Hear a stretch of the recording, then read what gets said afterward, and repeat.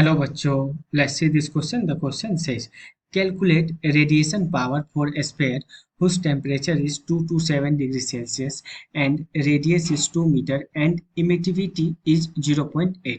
Question कह रहा है कि एक स्फेयर है, उसका टेम्परेचर 227 डिग्री सेल्सियस है, उसका रेडियस 2 मीटर है और उसका इमिसिविटी 0.8 है। तो रेडिएशन पावर क्या होगा उस क्वेश्चन में बताओ। तो बेसिकली क्वेश्चन में रेडिएशन पावर पूछा है और दिया हुआ है टेम्परेचर, रेडियस और इमिसिविटी।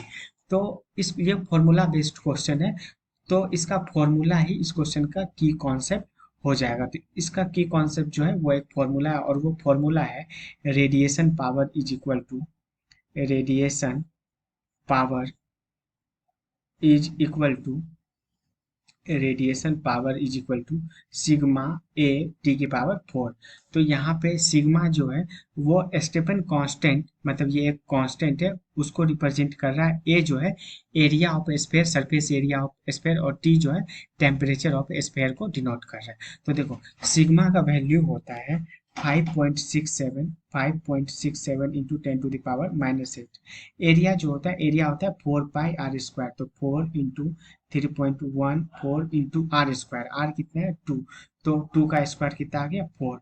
और टेम्परेचर, तो टेम्परेचर केल्विन में होना चाहिए। यहाँ पे 227 डिग्री है तो इसको केल्विन में कन्वर्ट किया तो 273, तो ये आ गया कितना 500 केल्विन।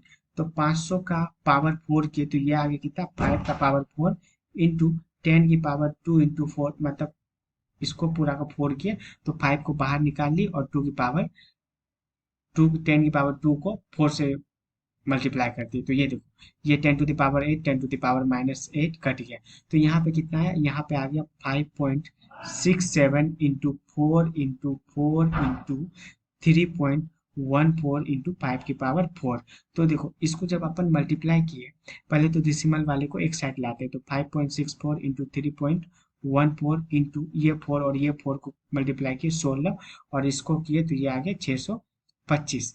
ये जब पूरा को अपन मल्टीप्लाई कर रहे हैं तो मल्टीप्लाई करने पे आ गया है 142500 वाट। आते हैं ऑप्शन में, ऑप्शन में तो ये किलोवाट के टर्म्स में है, तो इसको किलोवाट में कन्वर्ट करते तो ये आ गया 142.5 किलोवाट।